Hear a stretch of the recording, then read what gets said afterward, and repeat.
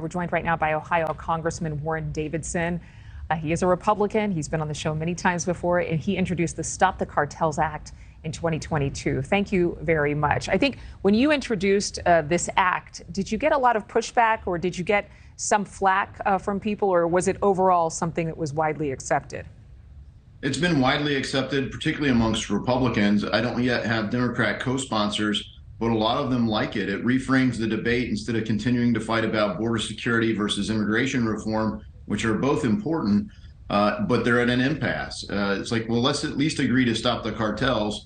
And frankly, even in Hispanic majority districts, it's a popular bill because people there especially have been exploited by the cartels. Yeah, it's often lost in the translation of these stories that for a lot of Hispanic communities who've seen this firsthand, they are not happy with what's happening at the border, and they want something else to be done about it. Congressman, the Mexican cartels, again, being supplied with these guns, but is it couriers? Is it American teenagers? Is it gang members?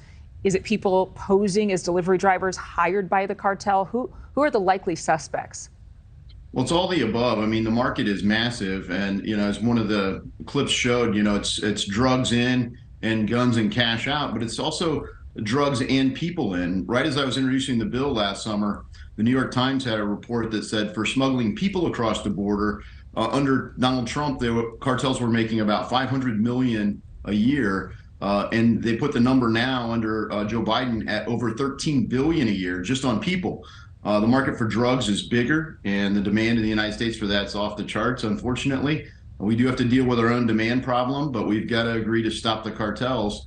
Look, our county sheriffs were in Washington, D.C. just a couple weeks ago, and from all over the country, not just in border towns, but all over America, sheriffs are going down to the border. My sheriff is going down this week with Mark Murphy. His daughter, Lizzie Murphy, was killed when she took a Xanax at a party that was laced with fentanyl. And that's what's adding to this death toll here in America.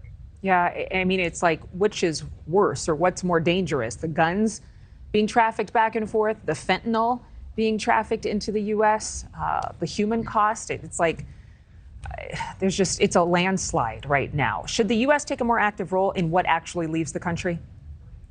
We should take a much more active role in what comes in and goes out of our country. If we don't have a border, we don't truly have security in our country.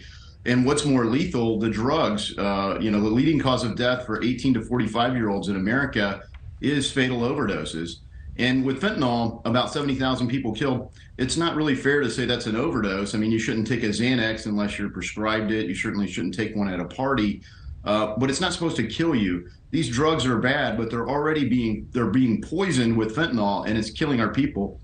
How much more of an active role should we take? We should designate the cartels as enemies of our country. We should collect intelligence on them, just like we do other top-tier enemies of our country. And then we should use sanctions at a minimum. And then anything else, I think, would be classified. But I think sanctions in particular would be very effective. They're all doing it for the money. Thank you for watching. Go to newsnationnow.com to find NewsNation on your television provider. And don't forget to click the red subscribe button below to get more of NewsNation's fact-driven, unbiased coverage.